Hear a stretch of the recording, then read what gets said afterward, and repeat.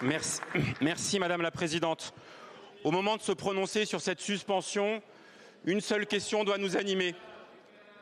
Est-ce que nos concitoyens vont bénéficier du vote que nous allons faire dans un instant? Est-ce qu'en 2026 et en 2027, ceux qui étaient pénalisés par la réforme Borne vont pouvoir bénéficier de cette suspension? Et la réponse, mes chers collègues, par honnêteté, c'est oui.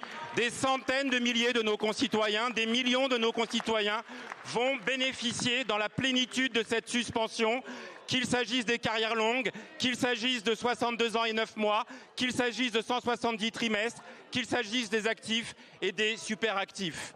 Alors j'entends sur plusieurs bancs l'inquiétude selon laquelle ce vote vaudrait validation ad vitam aeternam de cette réforme.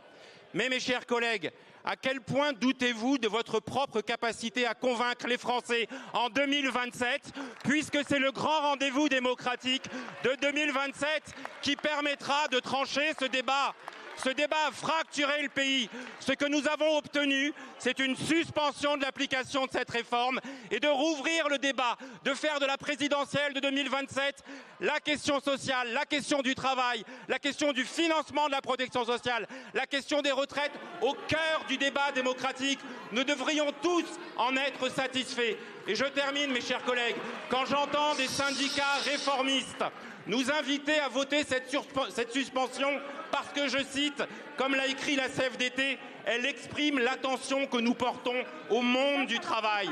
Nous devrions avoir chevillé au corps cette invitation à être attentifs à ce que le monde du travail attend de nous.